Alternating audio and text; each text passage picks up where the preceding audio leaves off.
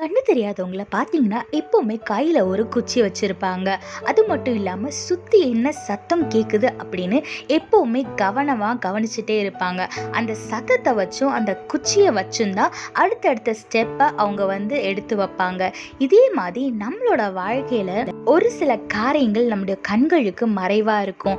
ஆவிக்குரிய வாழ்க்கையில நடக்கிற போராட்டங்களா இருக்கட்டும், நம்ம நண்பர்கள்னு நெனச்சு பழகுற ஒரு சிலர் நம்மளுக்கு பின்னாடி போடுற தீமையான திட்டங்களா இருக்கட்டும், இது மாதிரி நிறைய காரியங்கள் நம்ம கண்களுக்கு மறைவா இருக்கு. இப்படிப்பட்ட சூழ்நிலையில எப்படி கண்ணு தெரியாதவங்க அந்த குச்சியை வச்சும் அவங்கள சுத்தி வர சத்தத்தை வச்சும் கண்ணுச்சு அடுத்த ஸ்டெப்ஸ் எடுத்து வைக்கிறாங்களோ, அதே மாதிரி நம்மளோட வாழ்க்கையில நம்ம தேவனை பிடித்து கொண்டு அவரோட சத்தத்தை கவனமா கேட்டு அதன்படி நடந்தோம் அப்படின்னா நம்ம கண்களுக்கு தெரியாத போராட்டங்களையும் நம்ம தாண்டி வந்துடலாம். வேதத்துல பாருங்க, யோசுவா 1:9 போட்டிருக்கு, நான் உனக்கு கட்டளையிடவில்லையா? பலன் கொண்டு திடமனதாயிரு, திகையாதே, கலங்காதே, நீ போகும் இடமெல்லாம் உன் தேவனாகிய கர்த்தர் உன்னோட இருக்கிறாருன்னு இன்னைக்கு தேவன் நம்மளுக்கு வாக்கு கொடுத்துருக்கிறாருங்க. ஆமாங்க, நம்ம போற இடத்துல யார் யார் எப்படி என்ன மென்டாலிட்டியோட நம்ம கூட பழகுறாங்க, நம்ம கிட்ட சிரிச்சுட்டு பின்னாடி போய் தீமையான திட்டம் போடுறாங்களா, இதுவுமே நம்மளுக்கு தெரியாது.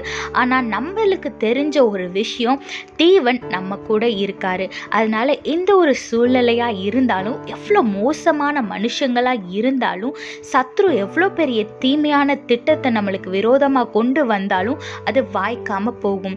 ஏன்னா தேவன் நம்ம கூட இருக்கும் போது வெற்றி நமக்கு தான். தேவன் நம்மளை ப்ரொடெக்ட் பண்ணிப்பாரு. அதனால இந்த நாளில் நீங்க என்ன சூழ்நிலையில இருந்தாலும் சரி, யாரை பார்த்து பயந்துட்டு இருந்தாலும் சரி, எல்லா பயத்தையும் மூட்டை கட்டி தூக்கி போடுங்க.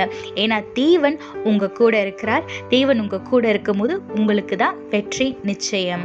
அதனால தேவனை பற்றி கொள்ளுங்க, அவர் சத்தத்துக்கு கீழ்ப்படி நடங்க, ஆசீர்வாதமான வாழ்க்கையை வாழுங்க. கர்த்தர் உங்களோடு கூட உங்களை ஆசீர்வதித்து பாதுகாத்து வழி நடத்துவாராக. ஆமென். The blind people will always have a stick in their hand, and they will always observe the sound around them and take each step with the help of the stick and with the help of the sound that they hear around them. Likewise, in our life, we cannot see many things that are happening around us and behind us. For example, we don't know the spiritual battle that's going behind us. We don't know who is planning evil things against us. Sometimes it will be someone very close to us that we least expect that they will hurt us. So to overcome situation like this, you have to hold on to our Lord like the blind people hold on to the stick, and you should listen to the voice of our Lord and obey his words and walk by his guidance. Like the blind people, observe the sound around them and they will take their next step. Likewise, in our life, if we hold on to our Lord and if we take our each step by his guidance, he will always be with us and he will protect us from all harm and he will bless us. Look what the Bible says in Joshua chapter 1 verse 9. Have I not commanded you to be strong and courageous? Do not be afraid. Do not be discouraged. For the Lord your God is with you wherever you go. Yes, our Lord is with us wherever we go.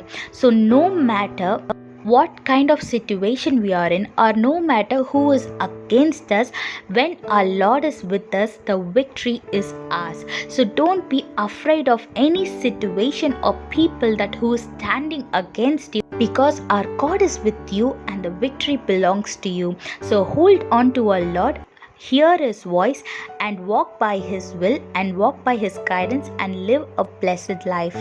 God bless you all. Have a blessed day. Amen.